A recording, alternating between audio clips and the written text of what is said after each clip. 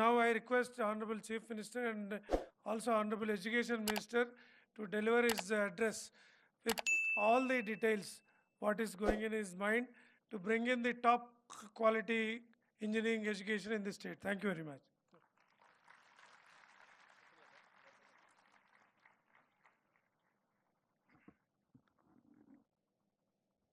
JNTU ఆడిటోరియంలో మా incharge vice chancellor Burra Venkatesham గారు, విద్యా సంస్థలకు సంబంధించిన మిత్రులందరితో ఒక ఇంటరాక్షన్ సెషన్ ఏర్పాటు చేసి మీ ఆలోచనలను, మా విధానాలను పంచుకోవాలని ఈ కార్యక్రమంలో నన్ను, మా సహచర మంత్రివర్యులు శ్రీధర్ బాబు గారిని, మా శాసనసభ్యులు మదన్ మోహన్ రావు గారిని, మా IT and industries principal secretary Jayesh Ranjan, Devasena గారు, ఇతర అధికారులను, మిమ్మల్ని అందరినీ కూడా కలవడానికి ఒక మంచి కార్యక్రమాన్ని ఏర్పాటు చేసినందుకు మనస్ఫూర్తిగా వారిని అభినందిస్తున్నా. ఈ కార్యక్రమం గొప్ప ఫలితాలను సాధిస్తుందో లేదో నాకు తెలియదు, కానీ ఒక ఐస్ బ్రేకింగ్ మాత్రం పనికొస్తుందని నేను ఖచ్చితంగా నమ్ముతున్నా. ఎందుకు అంటే ఈ జేఎన్టీయూ పరిధిలో ప్రధానంగా ఇంజనీరింగ్ కళాశాలలు నిర్వహిస్తున్న యాజమాన్యం కావచ్చు, ఆయా కాలేజీలలో పనిచేస్తున్న లెక్చరర్స్ కావచ్చు, assistant professors, associate professors, deans, ఇతర సిబ్బందికి అందరికీ కూడా తెలంగాణ రాష్ట్రంలో కొత్త ప్రభుత్వం యొక్క విధానం, ఆ విధానం వల్ల సంస్థల యాజమాన్యాలకు దాదాపుగా ప్రతి సంవత్సరం 1,00,000 మంది ఇంజనీర్లను ఉత్పత్తి చేస్తున్న, లేదా ప్రతి సంవత్సరం 1,00,000 మంది విద్యార్థులు ఇంజనీర్లుగా పట్టాలు పొంది ప్రపంచంతో పోటీ పడడానికి వస్తున్నప్పుడు ఆయా రాష్ట్ర ప్రభుత్వాల యొక్క విధానం అనేది అత్యంత కీలకం. మిత్రుడు శ్రీధర్ బాబు గారు చెప్పినట్టు గత డిసెంబర్లో మా ప్రభుత్వం ఏర్పడిన తర్వాత 100 రోజులు పూర్తి కాకముందే పార్లమెంట్ ఎన్నికలు రావడం, ఒక 100 రోజులు మళ్ళీ ఎన్నికల్లోనే మా సమయం అంతా గడిచిపోవడం, ఇప్పుడే శాసనసభ పార్లమెంట్ ఎన్నికల నుంచి ఆ ఆలోచనలు, ఆ విధానాల నుంచి బయటకు వచ్చి పరిపాలన మీద దృష్టి పెట్టి ప్రభుత్వం యొక్క విధానాలను సమాజానికి చెప్పే అవకాశం వచ్చింది. అందుకే అకాడమిక్ ఇయర్ స్టార్టింగ్లోనే మిమ్మల్ని అందరినీ కలవాలి, మీ ఆలోచనలు వినాలి, మా విధానాలను వివరించాలని ఆలోచనతో ఈ కార్యక్రమాన్ని తీసుకోవడం జరిగింది. ఇక్కడున్న చాలామందికి మేమేం అంశాలు ప్రస్తావించినా ప్రస్తావించకపోయినా ఫీ రియంబర్స్మెంట్ విషయంలో ఈ ప్రభుత్వం విధానం ఏందని మీ మనసులో ఎక్కడో ఉన్నట్టుగా మీ మొహాలు చూస్తుంటే నాకు బాగా అనిపిస్తుంది. కారు ఎంత గొప్పదైనా అందులో ఇంధనం లేకుంటే అది షెడ్లోనే ఉంటుందని ఇంజనీర్లుగా మీకు అందరికి బాగా తెలుసు. అట్లనే ఈరోజు ప్రైవేట్లో నిర్వహిస్తున్న ఇంజనీరింగ్ కళాశాల యజమానులు, టీచింగ్ స్టాఫ్ కానీ నాన్ టీచింగ్ స్టాఫ్ కానీ ఏఐసిటి నామ్స్ ప్రకారం ఉండాలి అని అంటే మీరు సరైన సమయంలో ఫీజు రియంబర్స్మెంట్ చేయాలి కదా అని మీరు ఆలోచన చేస్తున్నారని నేను అనుకుంటున్నా. కాకపోతే మన స్టేట్ వెల్ఫేర్ అండ్ డెవలప్మెంట్ స్టేట్గా ఉండే, కానీ కొన్ని పరిణామాలు, కొన్ని పరిస్థితులు కంప్లీట్ వెల్ఫేర్ సైడే మనం ఇంక్లైన్ అవ్వడంతో డెవలప్మెంట్ అనేది సెకండ్ ప్యాడ్లింగ్ అయిపోయి వెల్ఫేర్ అనేది ప్రధానం అవ్వడం వల్ల కొన్ని పరిస్థితులు, కొంత ఆర్థిక భారం పెరిగిపోయింది. ఆనాడు గొప్పగా డాక్టర్ వైఎస్ రాజశేఖర రెడ్డి గారి కాంగ్రెస్ ప్రభుత్వం ఈ దేశంలోనే ప్రతి పేదవాడికి కార్పొరేట్ విద్యను అందించాలి, కార్పొరేట్ స్థాయిలో వైద్యాన్ని అందించాలన్న ఆలోచనతోనే రాజీవ్ ఆరోగ్యశ్రీ ద్వారా ప్రతి పేదవాడికి వైద్యం పట్ల ఒక అవకాశాన్ని ఇస్తూనే ప్రతి పేదవాడి బిడ్డ గొప్ప కళాశాలల్లో చదువుకోవాలి, ఆ చదువుకు అవసరమైన ఖర్చుగా భావించకుండా పెట్టుబడిగా భావించి మళ్ళీ ఉత్పత్తి సామర్థ్యాన్ని పెంచగలిగిన పెట్టుబడిగా చూస్తూ ఆనాడు Congress party doctor YS Rajasekhara Reddy గారు నిర్ణయం తీసుకొని మొట్టమొదటి దేశంలో ఫీ రియంబర్స్మెంట్ పథకాన్ని ప్రవేశపెట్టిందే కాంగ్రెస్ పార్టీ. రకరకాల పరిస్థితుల వల్ల ప్రాధాన్యతలు మాడి వేల కోట్ల రూపాయలకు మీకు ప్రభుత్వం బకాయి పడ్డది. ఇప్పుడు అవి మొండి బకాయిలుగా మారి వన్ టైం సెటిల్మెంట్కి వచ్చే పరిస్థితి వచ్చింది. మీరు అందరు కలిసి ఓటీఎస్ కింద ఏమన్నా ప్రతిపాదన ఇస్తే మా శ్రీధర్ బాబు గారు ఆర్థిక మంత్రి, వారికి అత్యంత సన్నిహితుడు, ఏదైనా మాట్లాడి మరి మీ సమస్యకి ఏమైనా పరిష్కారం చూపిస్తాడని నేను వారికి భావిస్తున్నా. మీ అందరి తరఫున ఆ బాధ్యతను శ్రీధర్ బాబు గారికి నేను అప్పచెప్తున్నా. అదేవిధంగా మీ మొండి బకాయిలు ఒక భాగం అయితే, ఈ అకాడమిక్ ఇయర్ నుంచి ఏదైతే మీరు విద్యార్థులను చేర్చుకుంటున్నారో అది ఆన్ టైం పేమెంట్ చేయించాలనే పట్టుదలతోని మా ఆర్థిక శాఖకు నేను ఆదేశాలు ఇస్తా. ఈ అకాడమిక్ ఇయర్ నుంచి విద్యార్థులకు ఏదైతే ఫీ రియంబర్స్మెంట్ ఉందో ఒక్క రూపాయి కూడా బకాయి లేకుండా ఆన్ టైం మీకు ఎట్లా మీకు సహాయం చేయాలనో, ఎట్లా మిమ్మల్ని ఆదుకోవాలనో, ఎట్లా మిమ్మల్ని నిలబెట్టాలనో మా ప్రభుత్వం తప్పకుండా ప్రయత్నం చేస్తానని చెప్పి ఈ సందర్భంగా మీకు నేను తెలియజేయదలుచుకున్నా. అదేవిధంగా ఇంజనీర్ ఈ పదం చాలా గొప్పది. మ్యాన్మేడ్ వండర్స్ని క్రియేట్ చేసింది ప్రపంచంలో ఇంజనీర్సే. That may be Charminar, that may be statue of Liberty, that may be Eiffel tower, లేకపోతే న్యూయార్క్ సిటీ కావచ్చు, ఇక్కడ మనం నిర్మించుకున్న హైటెక్ సిటీ కావచ్చు. ఈ ప్రపంచంలో ఒక దేశం యొక్క సింబాలిక్గా మనం రెఫరెన్స్ తీసుకునేది ఏదైనా that has been created by one engineer. ఎక్కడైనా మనం ఎక్కడికైనా వెళ్ళండి, ఆ దేశంలో ఒక గొప్పది ఉందంటే ఆ గొప్పగా ఏది మనం రెఫర్ చేస్తున్నాం, ఎక్కడైనా ఇంజనీర్స్ క్రియేట్ చేసిన మ్యాన్మేడ్ వండర్స్నే మనము ఆ దేశం యొక్క గొప్ప బుర్జ్ ఖలీఫా అయిన దుబాయ్ అనగానే బుర్జ్ ఖలీఫా అంటాం. బుర్జ్ ఖలీఫాకు కూడా డిజైన్ చేసింది ఒక ఇంజనీరే. హైదరాబాద్ అనగానే గండిపేట కావచ్చు, లేకపోతే ఇక్కడ ఉన్న మూసీ రివర్ బేసిన్ మీద నిర్మించిన గొప్ప నిర్మాణాలు కావచ్చు, మోక్షగుండం విశ్వేశ్వరయ్యను మనం రెఫరెన్స్ కింద తీసుకుంటాం. అంటే ఏ దేశం యొక్క ప్రగతినైనా ఆ దేశం సాధించిన ప్రగతికి కొలబద్దగా నిలబడుతున్న మ్యాన్మేడ్ వండర్ ఏదైనా that is established by someone who is engineer. ఇంత అద్భుతమైన నైపుణ్యం కలిగిన ప్రపంచాన్నే ఒక త్రిశంకు స్వర్గాన్ని సృష్టించగలిగిన ఇంజనీరింగ్ కాలేజీలు ఈరోజు తెలంగాణ రాష్ట్రంలో ఏ విధంగా ఉన్నాయో మనం చర్చించుకోవాల్సిన అవసరం ఉంది. ఆలోచన చేసి సరిదిద్దుకొని సవరించుకోవాల్సిన బాధ్యత మన మీద ఉన్నదని చెప్పి నేను బలంగా నమ్ముతున్నా. ఈరోజు ఇంజనీర్లు అంటే, ఇంజనీరింగ్ కాలేజీలు అంటే నిరుద్యోగులను ఉత్పత్తి చేసే కర్మాగారంగా మారకూడదు. ఈరోజు 1,00,000 మంది మీ దగ్గరికి వెళ్ళి సర్టిఫికేట్ తీసుకొని ఎవ్రీ ఇయర్ బయటకు వస్తే 1,00,000 మంది నిరుద్యోగులను ఉత్పత్తి చేసే కర్మాగారంగా మన ఇంజనీరింగ్ కాలేజీలు మారుతున్నాయంటే అక్కడ ఉన్న లోపాన్ని గుర్తించాల్సిన బాధ్యత మాతో పాటు మీ మీద సామాజిక బాధ్యత ఉన్నది అని నేను బలంగా నమ్ముతున్నా, విశ్వసిస్తున్నా. మీ ఇంజనీరింగ్ కాలేజీలు నిరుద్యోగ యువకులను ఉత్పత్తి చేసే కర్మాగారం కాకూడదు.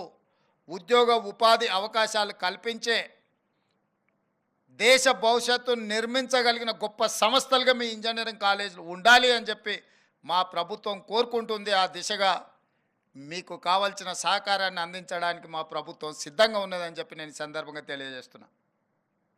అదేవిధంగా ఈరోజు కొన్ని కోర్సులు నిన్నమన్నా మా ప్రిన్సిపల్ సెక్రటరీ గారు తీసుకొచ్చి పెట్టారు కాలేజీలు. స్లైడింగ్ కానీ, అడ్మిషన్స్లో ఉన్న కొన్ని సీట్లను కానీ, ఆఫ్ క్యాంపస్ కానీ, లేకపోతే రకరకాల ప్రతిపాదనలు నా ముందు తీసుకొచ్చి పెట్టినప్పుడు తాత్కాలిక ఉద్యోగ ఉపాధి అవకాశాలకు అవసరమైన కోర్సుల మీదనే మీరు ఎక్కువ ఫోకస్డ్గా ఉన్నట్టుగా అనిపించింది తప్ప ఈ దేశ భవిష్యత్తు నిర్మాణానికి అవసరమైన ఫ్యాకల్టీస్ని కానీ, అవసరమైన సబ్జెక్ట్స్ని కానీ మీరు స్లోగా అవి కనిపించకుండా కనుమరుగవుతున్నాయి. Example civil engineering. ఈ దేశము అభివృద్ధి చెందుతున్న దేశం. అభివృద్ధి చెందే దేశానికి అత్యధికంగా అవసరమైంది సివిల్ ఇంజనీర్లు. కానీ ఆ సివిల్ ఇంజనీరింగ్ కోర్సులు చాలా కాలేజీలు వాళ్ళకి శాంక్షన్ అయిన అడ్మిషన్స్ని స్లోగా కంప్యూటర్ సైన్స్కి, అదర్ యాక్టివిటీస్కి షిఫ్ట్ చేసి వీటిని తగ్గించుకుంటూ పోతున్నారు. కొన్ని కాలేజీలు అయితే కంప్లీట్గా సివిల్ ఇంజనీరింగ్ను క్లోజ్ చేసే ప్రయత్నం చేస్తున్నారు. ఆ ప్రతిపాదనలు నా ముందుకు వచ్చినాయి. నా సూచన ఏంటంటే సివిల్, మెకానికల్ అండ్ ఎలక్ట్రికల్ ఇంజనీర్స్ని మ్యాండేట్గా మీ కాలేజీలలో నడపండి. లేకపోతే రేపు దేశము అత్యంత ప్రమాదాన్ని ఎదుర్కోబోతుంది. కేవలం ఉద్యోగాలను సృష్టించే సంస్థలుగా కాకుండా ప్రపంచానికి అవసరమైన మేధావితనాన్ని అందించే గొప్ప సంస్థలుగా మన ఇంజనీరింగ్ కాలేజీలు ఉండాలి. మీకు ఒక ఉదాహరణ నేను చెప్పదలుచుకున్నాను. ఈరోజు ఈ దేశంలోనే, ప్రపంచంలోనే కోవిడ్ వచ్చినప్పుడు వ్యాక్సిన్ ఉత్పత్తి చేసే ఫార్మా కంపెనీలు ఇండియాలో 4 ఉంటే 4లో 3 తెలంగాణ, హైదరాబాద్లోనే, ఓన్లీ 1 పూణేలో ఉన్నది. ఏంది దీనికి కారణం? ఎప్పుడైనా మా మిత్రులు ఆలోచన చేసినరా అని నేను అడుగుతున్నా. దీనికి కారణం 1965-70s మధ్యలో శ్రీమతి ఇందిరాగాంధీ గారు హైదరాబాద్లో ఐడిపిఎల్ని ఎస్టాబ్లిష్ చేయడం వల్ల, ఫార్మా మీద ఆరండి జరగడం వల్ల ఐడిపిఎల్లో ఉద్యోగులుగా చేరిన వాళ్ళు అక్కడ వచ్చిన ఎక్స్పీరియన్స్తో బయటికి వచ్చి, అది ఎస్ఓఎల్ కావచ్చు, రెడీ కావచ్చు, ఆల్ అదర్ ఫార్మాస్యూటికల్ సంస్థల యజమానులు ఒకప్పుడు ఐడిపిఎల్ రిలేటెడ్లో ఉద్యోగాలు చేసిన వాళ్ళు, లేదా అక్కడ జరిగిన రీసెర్చ్లో భాగస్వాములు. కాబట్టి 65లోనే శ్రీమతి ఇందిరాగాంధీ గారి నేతృత్వంలో ఇక్కడ ఫార్మా రిలేటెడ్ ఇన్స్టిట్యూషన్ ఎస్టాబ్లిష్మెంట్ చేసింది. కాబట్టి ఈరోజు మనం దేశంలోనే డ్రగ్ బల్క్లో మనం మెజారిటీ మన దగ్గర నుంచి ఎక్స్పోర్ట్ అవుతున్నది. ప్రపంచానికి ఏ అవసరం ఉన్న బల్క్ డ్రగ్ రిలేటెడ్ ఇష్యూస్ ఏమైనా ఉంటే తెలంగాణ వైపు చూస్తున్నారు అని అంటే, ఆనాటి పాలకులు చాలా ముందు చూపుతో ఆలోచన చేసి హైదరాబాద్లో ఎస్టాబ్లిష్ చేసిన ఐడిపిఎల్. ఇంతకుముందే మిత్రుడు శ్రీధర్ బాబు గారు ఒక మాట చెప్పారు, Karnataka is the highest exporter of IT sector అని. వై? ఎస్ఎం కృష్ణ అనే ముఖ్యమంత్రి మొట్టమొదట అందరికంటే ముందు ఐటీ రంగాన్ని, ఐటీ విధానాన్ని ఆలోచన చేసి ఆ ముఖ్యమంత్రి గారు అక్కడ ఆ విధానం తీసుకొచ్చిండు. కాబట్టి ఈ రోజుకు దేశంలోనే ఐటీలో అత్యధికంగా ఎగుమతి చేసే రాష్ట్రంగా కర్ణాటక రాష్ట్రం, బెంగళూరు సిటీ వచ్చింది, ఫాలోడ్ బై తెలంగాణ. ఎందుకంటే గత ముఖ్యమంత్రులు ఐటీని, ఫార్మాను గుర్తించడం వల్ల భవిష్యత్ అవసరాలను దృష్టిలో పెట్టుకొని ఉద్యోగ ఉపాధి అవకాశాల కోసం ఇది పనికొస్తుంది, మన యువతకు ఇది అత్యధికంగా లబ్ధి చేకూరుస్తుందని గత పాలకులు, గత ముఖ్యమంత్రులు, ప్రధానమంత్రులు తీసుకున్న నిర్ణయాలతోటి ఈరోజు తెలంగాణ రాష్ట్రం ఐటీ అండ్ ఫార్మాలో మనం చాలా ముందు ఉన్నాం.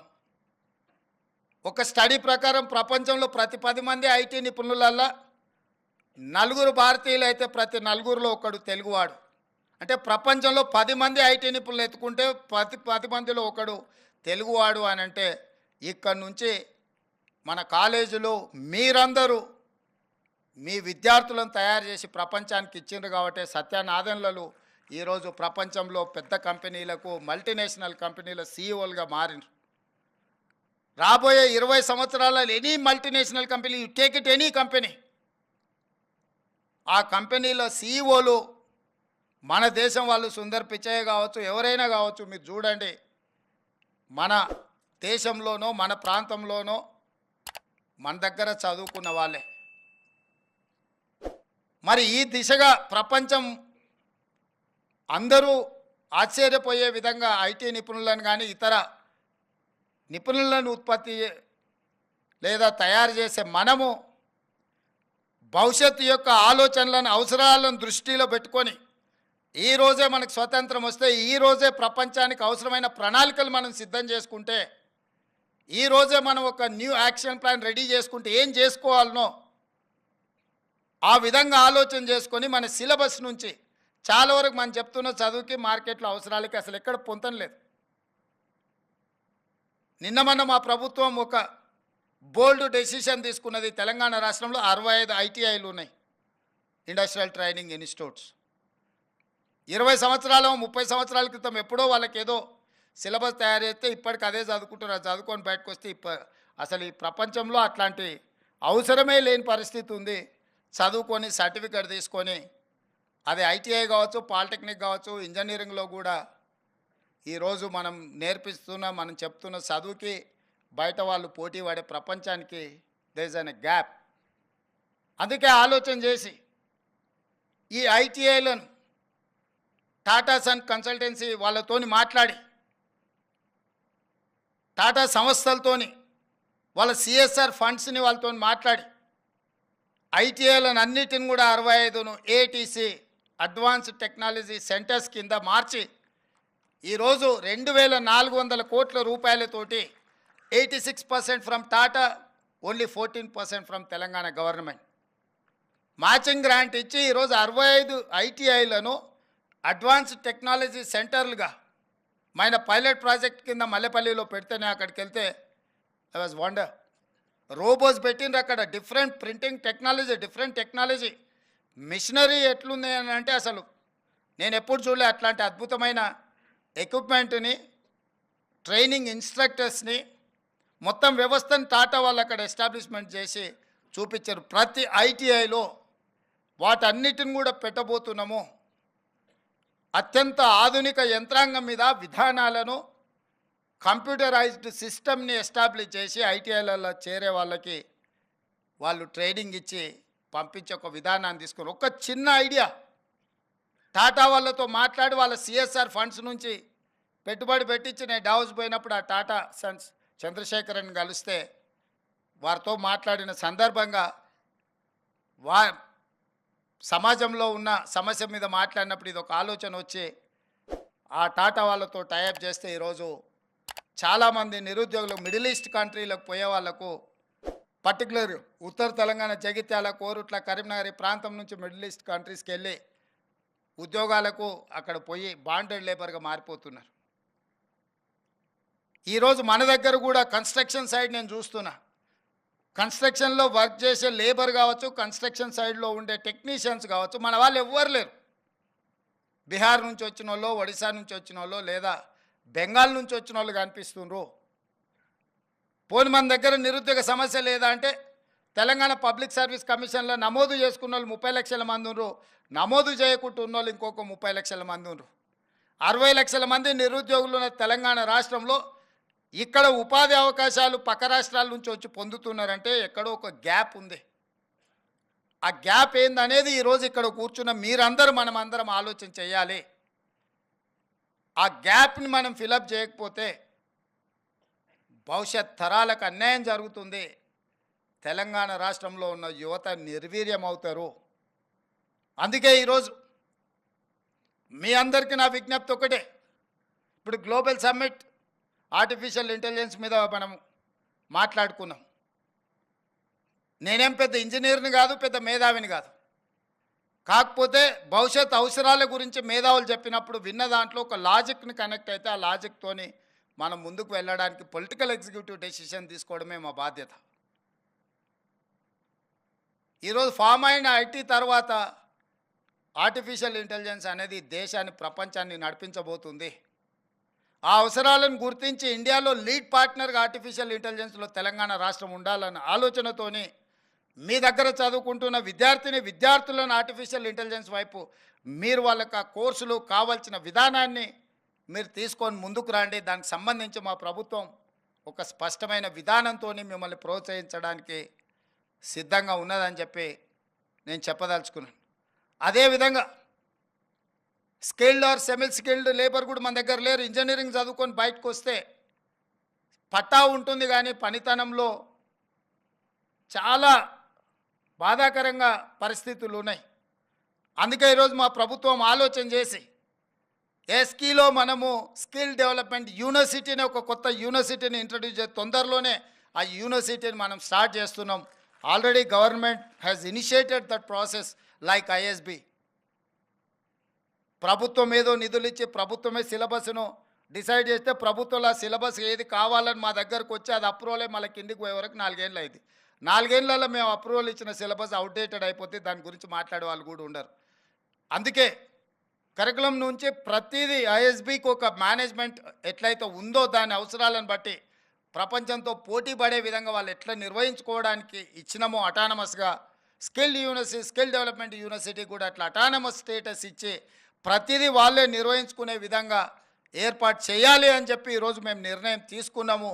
ఆల్రెడీ ఆ దిశగా ప్రభుత్వం ప్రణాళికలు సిద్ధం చేసి వాళ్ళకి చెప్పింది. అందులో ముఖ్యంగా ఫార్మా సైడ్ ఉన్న ఇండస్ట్రియలిస్టులను అదేవిధంగా ఐఎస్బిలో ఆల్రెడీ పార్టయ ఎడ్యుకేషన్ ఇన్స్టిట్యూట్స్ రన్ చేస్తున్న వాళ్ళందరినీ కూడా పిలిపించి కూర్చోబెట్టి మాట్లాడడం జరిగింది. ఆ రోజు అత్యవసరంగా మీటింగ్ ఏర్పాటు చేసినాం కాబట్టి కొద్ది మందినే ఆ రోజు పిలవగలిగినాము.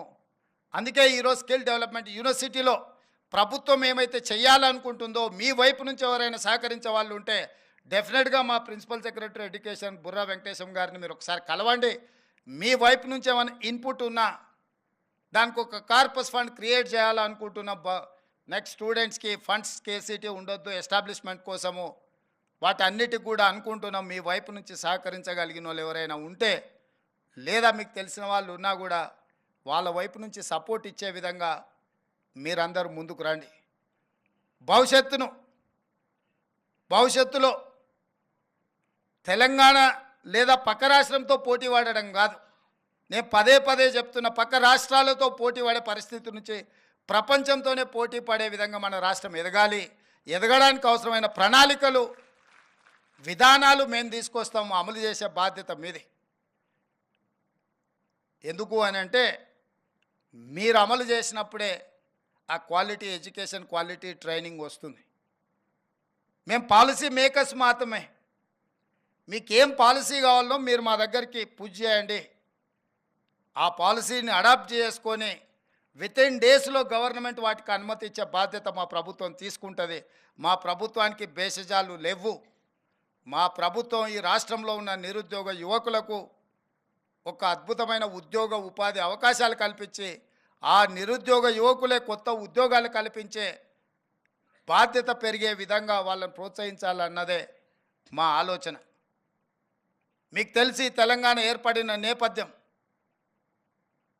దీనికి ఉన్న పరిస్థితులు, నిరుద్యోగ సమస్యనే తెలంగాణ రాష్ట్ర ఏర్పాటుకు ప్రధాన కారణం. ఆ నిరుద్యోగ సమస్యను మనము పరిష్కరించకపోతే పూర్తిగా ప్రజాప్రతినిధులుగా మేము విఫలమైనట్టే.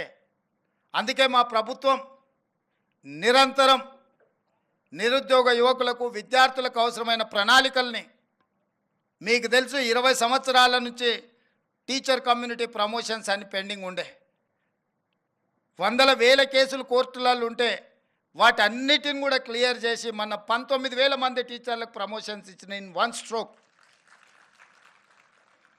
గత కొన్ని సంవత్సరాల నుంచి టీచర్ల బదిలీలు లేక ఏ బదిలీ చేయడానికి పోయినా కోర్టు ఇంటర్ఫియరెన్సో లేకపోతే పొలిటికల్ ఎగ్జిక్యూటివ్స్ ఇంటర్ఫియరెన్సో లేకపోతే ప్రభుత్వంలో ఉన్నవాళ్ళు ఏదేదో చేసేసిందని రకరకాల వార్తలు వచ్చేది.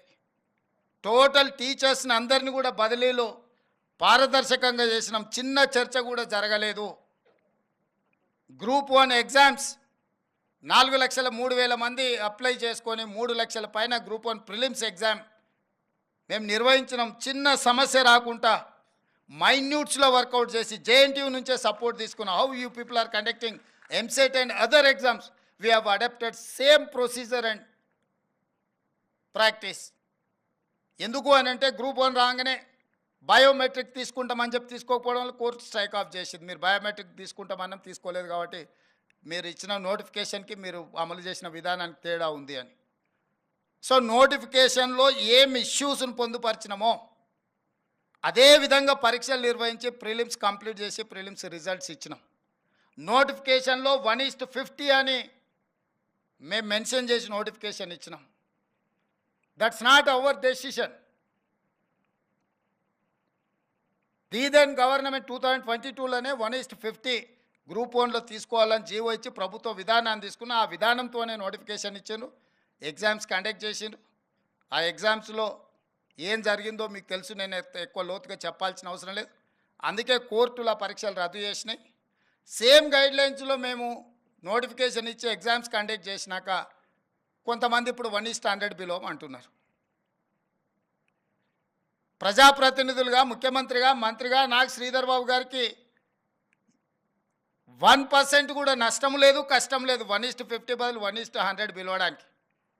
కానీ 1:100 పిలిచిన మరుక్షణము కోర్టు సింపుల్గా 1:50 పిలుస్తా అని చెప్పి నువ్వు నోటిఫికేషన్ ఇచ్చి ప్రిలిమ్స్ కండక్ట్ చేసి ఇప్పుడు 1:100 పిలుస్తాను నువ్వు రిజల్ట్ ఇస్తే నీ ఫండమెంటల్స్కి నువ్వు అగెనెస్ట్గా పోతున్నావు కాబట్టి court next minute strike off చేస్తుంది. మళ్ళీ మొదటికి వస్తా. 2011లో మొదలుపెట్టిన గ్రూప్ 1 ఎగ్జామ్స్ 2024లో కూడా మనం కంప్లీట్ చేసుకోలేకపోయినాం. 12-13 ఏళ్ళు గ్రూప్ 1 పరీక్షలు నిర్వహించుకోలేని పరిస్థితుల్లో ప్రభుత్వాలు ఉంటే ఆ రోజు 21-22 ఏళ్ళ పిల్లగాడు ఈరోజు 34 ఏళ్ళకు వచ్చిండు. వాడికి పెళ్ళి చేస్తే పిల్లలు అయిపోయి పిల్లలు బడికి పోయే వయసు. గ్రూప్ 1 ప్రిపేర్ అవుదాం వచ్చి కోచింగ్ సెంటర్లు ఇక్కడనే తిరిగి వాడికి నిజంగా వాడి యుక్త వయసు అంతా కోచింగ్ సెంటర్ల దగ్గరనే అయిపోయింది. ఊరికి వెళ్తే తల్లిదండ్రులకు భారం, ఇక్కడ ఉంటే 10 ఏళ్ళు పని చేయకుంటూ ఉంటే పని చేద్దామన్న ఓపిక కూడా పోద్ది. వీటన్నిటిని దృష్టిలో పెట్టుకొని క్రిస్టల్ క్లియర్గా నోటిఫికేషన్ ఏమి ఇచ్చినామో దాని ప్రకారమే పరీక్షలు నిర్వహించాలని ముందుకెళ్తున్నాము. కొంతమంది అనుకోవచ్చు ఏమైంది వీళ్ళకు 1:100 పిలిస్తే అని. 1:50 లాగా అన్ని ఏర్పాట్లు అయిపోయినాయి. మీకు తెలుసు జేఎన్టీయూ పర్టికులర్గా ఎంతమంది స్టూడెంట్స్ ఉన్నారు, ఎన్ని హాల్ టికెట్లు ఇవ్వాలి, ఎన్ని సెంటర్లలో ఎగ్జామ్స్ నిర్వహించాలి, ఎన్ని బయోమెట్రిక్ ఎక్విప్మెంట్ ఉండాలి, ఎవరు ట్రైన్ చేయాలి, ఎవరు వెళ్ళాలి, ఎవరు మీకు ఇన్విజిలేటర్స్కి ఉండాలి, ఒక వ్యవస్థ ఏర్పాటు చేసుకున్నాక సడన్గా దాన్ని నెక్స్ట్ లెవెల్లో నెక్స్ట్ విధానం మార్చుకుంటే మళ్ళీ అదంతా సమకూర్చుకోవడానికి ఎంత సమయం పడుతుంది, ఎట్లా విద్యార్థుల యొక్క జీవితాలతోని మన విధానాలు దుందుడుకుగా మార్చుకుంటే ఎంత ప్రభావం చూపిస్తుందో ఇది ఆలోచన చేయాలి. ఎందుకు మీతో నేను పంచుకుంటున్నా అంటే లక్షల మంది విద్యార్థులు మీతోనే ప్రత్యక్ష సంబంధాలు ఉంటారు. ప్రభుత్వాలకు పోయేది ఏం లేదు. మళ్ళోసారి ఏది పోస్ట్ పోన్ చేసినా 10 ఏళ్ళు మనము అంతకుముందు కొట్లాడింది తెలంగాణ కోసం, ఉద్యోగాల కోసమే. తెలంగాణ వచ్చినాక ఉద్యోగాలు భర్తీ చేయట్లేదని కొట్లాడింది మనమే. ఇవాళ ప్రభుత్వం ఒక క్యాలెండర్ డేట్స్ ప్రకారం గ్రూప్ 1 కానీ, డిఎస్సి కానీ, గ్రూప్ 2 కానీ, గ్రూప్ 3 కానీ పకడ్బందీగా ఒకదానికొకటి ఇబ్బంది జరగకుండా ఒక ప్రణాళికాబద్ధంగా పరీక్షలు నిర్వహిస్తుంటే ఇప్పుడు ఆశ్చర్యకరంగా పరీక్షలు వాయిదా వేయండి అని కొట్లాడుతున్నారు. ఇంతకాలం 10 ఏళ్ళు మనం కొట్లాడింది పరీక్షలు పెట్టండి, పరీక్షలు పెడతారా లేదా, మేము ముదిరిపోతున్నాం, బెండకాయ ముదిరిపోయిన పిల్లగానికి వయసు మీద పడ్డ దేనికి పనికి రాకుండా పోతాడని ఇంతకాలం కొట్లాడి ఇప్పుడు అంటారు లేదు నువ్వు వాయిదా లేయని. డిఎస్సి నోటిఫికేషన్ 2 సంవత్సరాల కింద ఇచ్చిన నోటిఫికేషన్, 2 సంవత్సరాల నుంచి డిఎస్సి నోటిఫికేషన్ పరీక్షలు నిర్వహించకపోవడం వల్ల పిల్లలందరిలో అన్రెస్ట్ పేరుకుపోయింది. 2 ఏళ్ళ నుంచి వాళ్ళు డిఎస్సి కోసం ప్రిపేర్ అవుతున్నారు.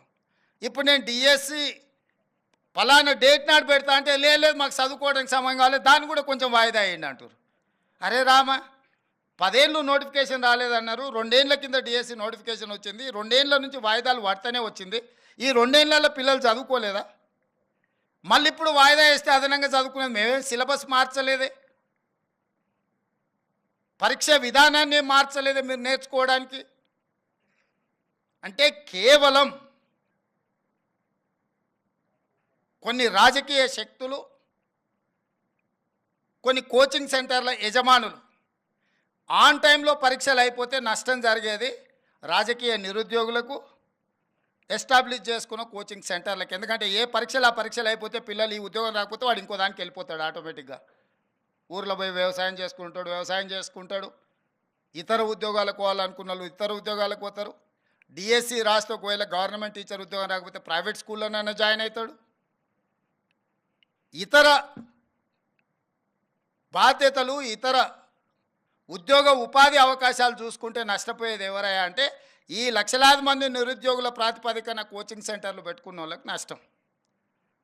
కోచింగ్ సెంటర్ యజమాని ఆమరణ నిరాహార దీక్ష చేస్తా అంటారు పరీక్షలు వాయిదా వేయమని. నేను అడిగిన ఆయన హాల్ టికెట్ ఏముందో తీయరా, దేనికి రాసిండో పాపం మాట్లాడదామని. లేదు సార్, ఆయన కోచింగ్ సెంటర్ ఉంది, ఆయనకు 2 నెలలు పోస్ట్ పోన్ చేస్తే డిఎస్సి 100 కోట్లు లాభం వస్తుందంట, 2 నెలలు ఆయనకు 100 కోట్ల ఆదాయాన్ని మీరు దెబ్బతీసిరట అని ఒక్క ఆయన గురించే చెప్పారు. ఇంకొక ఆయన దీక్షకు కూర్చున్నాడు. ఏందే ఆయన మన పార్టీలో ఉండే మనటి వరకు ఆయనేం పరీక్షలు రాస్తున్నాయనంటే నువ్వు పార్టీలో ఏం ఉద్యోగం ఇవ్వలేదంటే సార్ ఇప్పుడు నిన్ను గిల్లడమే ఆయన పైన అంటే అందుకే ఆయన దీక్షకు కూర్చున్నాడు సార్ అన్నాడు. ఇంకో పిల్లగాడు కూర్చున్నాడు, గాంధీ హాస్పిటల్లో చేరాడు. అరే పాపం నాకు తెలిసినోడు ఆ పిల్లగానికి ఏమన్నా కానీ ఏం పరీక్ష రాస్తుండే, అవసరం అయితే స్పెషల్ కోచింగ్ అని ఇప్పిద్దామంటే ఆయన ఏం పరీక్ష రాస్తున్నాడు సార్, ఆయనకు లీడర్ చెప్పినట్టు నువ్వు చేస్తే బాగా పేరు వస్తుంది, నీకు నేను చూసుకుంటా పో అని. నిన్న మన 3 దీక్ష చేస్తే 3 గురించి వివరాలు తెప్పించినాను. ఆ 3లో ఏ ఒక్కడు కూడా ఏ పరీక్ష రాస్తలేడు. ఏ పరీక్షలు రాయనోడు, ఏ ఉద్యోగానికి పోటీ పడనోడు నిర్వహిస్తున్న పరీక్షల్ని వాయిదాలు వేయండి అని చెప్పి దీక్షలు చేస్తారు. ఇది ఒక విచిత్రమైన పరిస్థితి. అదేవిధంగా జాబ్ క్యాలెండర్ ప్రకారం జాబ్ క్యాలెండర్ రేపు అసెంబ్లీలో డిక్లేర్ చేస్తా అని చెప్పిన. ఇంతకుముందు 10 ఏళ్ళు ఏ పొజిషన్లో అయినా గ్రూప్ 4 కావచ్చు, గ్రూప్ 3 కావచ్చు, గ్రూప్ 2 కావచ్చు, గ్రూప్ 1 కావచ్చు, ఆర్ అదర్ డిఎస్సి కావచ్చు, పారామెడికల్ కావచ్చు, గురుకుల్ కావచ్చు, లేకపోతే పోలీస్ దాంట్లో ఎప్పుడు ఉద్యోగ నోటిఫికేషన్లు వస్తాయో ఎప్పుడు నియామకాలు జరుగుతాయో తెలియదు. ఎవ్రీ ఇయర్ మార్చి 31 లోపల అన్ని శాఖలలో ఉండే ఖాళీలను తెప్పించి జూన్ 2 లోపల నోటిఫికేషన్లు ఇచ్చి డిసెంబర్ 9 లోపల సంవత్సరంలో ఉండే ఖాళీలను అన్ని భర్తీ చేయడానికి జాబ్ క్యాలెండర్ని తీసుకొస్తున్నాం, దాని చట్టబద్ధత చేస్తున్నాం. ఎవ్రీ ఇయర్ ఎందుకు మీకు యూపీఎస్సీ రిజల్ట్స్ వస్తాయి, ఐఏఎస్, ఐపీఎస్, ఐఎఫ్ఎస్, ఐఆర్ఎస్ ఏవైతే సివిల్ సర్వెంట్స్ ఉద్యోగాలు ఉన్నాయో అన్ని ఖాళీలు ప్రతి సంవత్సరం క్రమ పద్ధతిలో తెప్పించి క్రోడీకరించి క్యాలెండర్ డేట్స్ ప్రకారం ఆటోమేటిక్గా పరీక్షలు నిర్వహించేటట్టు ఉద్యోగాలు ఇచ్చి ఒక సిస్టమ్ డెవలప్ అయింది యూపీఎస్సీ. నేనే స్వయంగా యూపీఎస్సీ చైర్మన్ దగ్గర పోయి 4 గంటలు కూర్చొని మా అధికారులను తీసుకెళ్ళి కూర్చొని మీరు ఎక్కడ కూడా చిన్న ఆరోపణ లేకుండా ప్రతి సంవత్సరం ఏ విధంగా మీరు పరీక్షలు నిర్వహిస్తున్నారు, ఇన్ని లక్షలాది మందితో పరీక్షలు చేసినా కూడా మీకు ఎందుకు ఎలాంటి ఆరోపణలు లేకుండా ప్రతి సంవత్సరం మీరు పరీక్షలు నిర్వహించగలుగుతున్నారు అంటే వాళ్ళు క్లియర్గా అటానమస్గా వాళ్ళు పనిచేస్తున్నారు, పొలిటికల్ ఇన్ఫ్లుయెన్స్ లేకుండా. చిన్న ఆ ఉద్యోగిలో డెప్యుటేషన్ మీద తీసుకునే ఉద్యోగి మీద చిన్న అనుమానం వచ్చినా next minute they are surrendering that employee.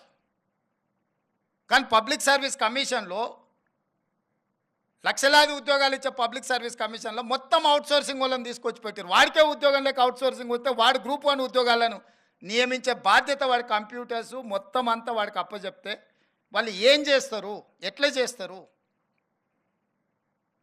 నియమించిన పబ్లిక్ సర్వీస్ కమిషన్ మెంబర్లను మీరు చూడండి. ఒక ఆయన ఆర్ఎంపీ డాక్టరే. ఆర్ఎంపీ డాక్టర్ అంటే గ్రూప్ 1 ఉద్యోగిని ఇంటర్వ్యూ చేసి డిసైడ్ చేస్తాడంట.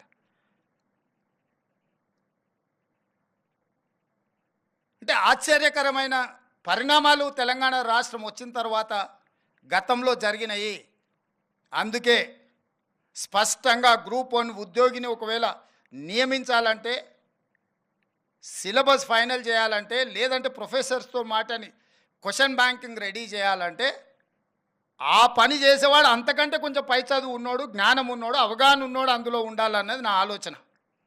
నిరుద్యోగులకు రాజకీయ పార్టీలలో మేము ఉద్యోగము ఇవ్వలేదు, మేము టికెట్ ఇవ్వలేదు అంటే వాళ్ళని తీసుకొచ్చి పబ్లిక్ సర్వీస్ కమిషన్ మెంబర్ని చేస్తే వాళ్ళ ఆలోచన ఏముంటుంది, వాళ్ళ విజ్డమ్ ఏముంటుంది?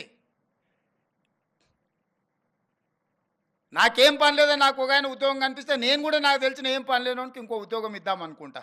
కష్టపడి చదివి ఒక లెవెల్కి వచ్చి ఒక మంచి ఉద్యోగంలో వస్తే అతనికి ఒక బాధ్యత ఇస్తే అరే చదువుకున్నోనికి కష్టపడడానికి ఆ విలువేందో నాకు తెలుసు కాబట్టి నేను కూడా అలాంటి నియమించాలనుకుంటాడు తప్పితే రాజకీయ పునరావాస కేంద్రాలుగా ఇవి మారకూడదు. విద్యా సంస్థలు ఏవి కూడా రాజకీయ పునరావాస కేంద్రాలుగా మారకూడదు అనేది నా ఆలోచన, మా ప్రభుత్వం యొక్క విధానం. అందుకే మీకు అందరు కొంత కఠినంగా అనిపించిన పరీక్షలు నిర్వహించే విధానంలో ఒక స్పష్టత పెట్టుకొని ముందుకెళ్తున్నాము. నేను బాధ్యత తీసుకున్న మరుక్షణం 90 రోజుల్లో 30,000 ఉద్యోగాలు ఎల్బీ స్టేడియంలో పిలిపించి మరి ప్రతి ఉద్యోగికి వాళ్ళ నియామక పత్రం నేను నా చేతులతోనే అందించిన. 10 ఏళ్ళు వాళ్ళు కొట్లాడి ఆ 30,000 ఉద్యోగాలు కూడా కోర్టులో కేసులతోని చిక్కుముళ్ళతో ఉంటే వస్తానే ఆ కేసులను అన్నిటిని కూడా పరిష్కరించి మొదటి 90 రోజుల్లో 30,000 ప్రభుత్వ ఉద్యోగాలు ఇచ్చింది మా ప్రభుత్వము. మీకు ఆ మొత్తం డేటా నేను ఆన్లైన్లో పెట్టిస్తే ఎవరెవరికి మేము ఉద్యోగం ఇచ్చినామో లెక్కలు చెప్పడం అంటే నెంబర్ చెప్పడం కాదు. డిసెంబర్ 7, 2023 మేము ప్రభుత్వంలో ప్రమాణ స్వీకారం చేసిన తర్వాత మొదటి 90 రోజుల్లో ఇచ్చిన 30,000 ప్రభుత్వ ఉద్యోగాలకు సంబంధించి ఎవరెవరికి ఇచ్చినాం మేము ఆన్లైన్లో పెడుతున్నాం. మేము ఛాలెంజ్ చేస్తున్నాం. ప్రతి అన్ఎంప్లాయిడ్ యూత్కి పరీక్షలు రాసి సంవత్సరాల కొద్దీ ఎదురు చూస్తున్న వాళ్ళ కేసులను తొలగించి 30,000 మందికి ఉద్యోగాలు ఇచ్చినాం. ఇప్పుడు మిగతా ఉద్యోగాలు డిఎస్సి నోటిఫికేషన్ కావచ్చు, గ్రూప్ 1 కావచ్చు, గ్రూప్ 2 కావచ్చు, గ్రూప్ 3 కావచ్చు,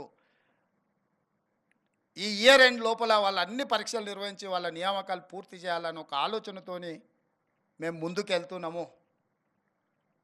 గందరగోళంగా చాలా సమస్యలు, ఆర్థిక భారంతో కూడుకున్న సమస్యలు మా మీద ఉన్నాయి. అయినా కష్టపడి ఒకటొకటి పరిష్కరించుకుంటూ ఎందుకు మిమ్మల్ని అందరినీ కలుస్తున్నామంటే మీలాంటి స్టేక్ హోల్డర్స్కి ప్రభుత్వం మీద విశ్వాసం కోల్పోతే సమాజానికి తీరని నష్టం చేస్తుంది. మీకు నమ్మకం, విశ్వాసం కల్పించడానికి ఈరోజు మేము ఇక్కడికి వచ్చిన మా ప్రభుత్వం మీ బద్దలు వచ్చి నిలబడ్డది. తప్పు చేయాలన్న ఆలోచన కానీ తప్పుడు విధానాలను ప్రోత్సహించాలన్న ఆలోచన మాకు లేదు. అందుకే మీ మధ్యలో వచ్చి నిలబడ్డాము. తప్పు చేయాలనుకుంటే 4 గోడల మధ్యలో కూర్చుంటాం. తప్పులను సరిదిద్దాలనుకుంటే మీ అందరి దగ్గరకు వచ్చి మీ ముందర నిలబడి మా ప్రభుత్వం మాట్లాడుతుంది. ఇది మా విధానం. యాజమాన్య సంస్థలకు అందరికీ నేను మాట ఇస్తున్నా, మీరు క్వాలిటీ పెంచండి. మీ క్వాలిటీ పెంచడానికి అవసరమైన సహకారాన్ని మా ప్రభుత్వం ఇస్తుంది. మీ ఇంజనీరింగ్ కాలేజీలు జేఎన్టీయూ అఫిలియేటెడ్గా ఉన్న ఇంజనీరింగ్ కాలేజీల యజమానులకు నేను చెప్తున్నా, నిరుద్యోగులను ఉత్పత్తి చేసే కర్మాగారాలుగా మీ ఇంజనీరింగ్ కాలేజీలు మారకూడదు. మీరు ఉద్యోగ ఉపాధి అవకాశాలు మీ క్యాంపస్ నుంచి బయటకు వచ్చిందంటే వాడు ఒక ప్రయోజకుడు ఈ సమాజ నిర్మాణంలో భాగస్వాములను తయారు చేసి బయటికి పంపించే విధంగా మీరు ప్రయత్నం చేయండి. మీకు అవసరమైన సహకారాన్ని ఇచ్చే బాధ్యత మా ప్రభుత్వం తీసుకుంటుంది అని చెప్పి మీకు అందరికీ చెప్పదలుచుకున్న. స్కిల్ లేకుంటే సర్టిఫికెట్ ఉంటే ఉద్యోగం రాదు. ఇది వారసత్వ సంపద కాదు. తాతల నుంచి తండ్రులకు వచ్చి, తండ్రుల నుంచి కొడుకులకు వచ్చి, కొడుకుల నుంచి వాళ్ళ పిల్లలకు పోవడానికి యాన్సిస్టర్ ప్రాపర్టీ అయితే వారసత్వం కింద బదిలీ చేయొచ్చు. స్కిల్ అట్లాంటిది కాదు. స్కిల్ ఎవరికి వాళ్ళు నేర్చుకోవాల్సిందే, అప్గ్రేడ్ చేసుకోవాల్సిందే. ఎప్పటికప్పుడు కూడా ప్రపంచంతో పోటీ పడాలంటే ఎప్పటికప్పుడు మనకున్న స్కిల్ని కూడా అప్గ్రేడ్ చేసుకోవాల్సిన అవసరం సమాజంలో ఉంది. దానికి అవసరమైన ప్రణాళికలు మీరు సిద్ధం చేయండి. మీరు అన్ని రకాలుగా మా ప్రభుత్వాన్ని ఎప్పుడు ఏం కావాలన్నా చెప్పుకోవడానికి మీకు అవకాశం ఉంటుంది. ఈ 6 నెలలు కొంత మీకోసం సమయం ఇవ్వకపోవడానికి ఉన్న రాజకీయాలు, పరిస్థితులు, పరిణామాలు, తీవ్రమైన సమస్యల ప్రాధాన్యత క్రమాన్ని మేము నిర్ణయించుకొని తీవ్రమైన సమస్యల్ని ముందు అడ్రస్ చేసుకుంటూ మిగతా వాటిని ఒక క్రమ పద్ధతిలో పెట్టుకొని ముందుకు వెళ్తున్నాం. డెఫినెట్గా మీ ఆలోచన, మిమ్మల్ని పట్టి పీడిస్తున్న భూతము ఫీజు రియంబర్స్మెంటు, దాన్ని తప్పకుండా బంధించి బాటిల్లో పెట్టి మీకు న్యాయం జరిగే విధంగా మా ప్రభుత్వం నిర్ణయం తీసుకుంటుంది. మీరెవరు అడిగినా అడగకపోయినా మీ మనసులో ఏముందో అర్థం చేసుకోగలిగిన మనసు మా ప్రభుత్వానికి ఉంది. అందుకే డెఫినెట్గా పాతది ఎట్లా పరిష్కరించుకోవాలా ఇదొక భాగము. భవిష్యత్తులో మీకు ఇబ్బంది జరగకుండా ఏ academic year the year 100% clear చేయడానికి ఏం చేయాలనో ద్విముఖ వ్యూహంతో మా ప్రభుత్వం ముందుకు వస్తుంది. డెఫినెట్గా మీ సమస్యల్ని పరిష్కరిస్తుందని తెలియజేస్తూ మీ అందరి దగ్గర సెలవు తీసుకుంటున్న ధన్యవాదాలు.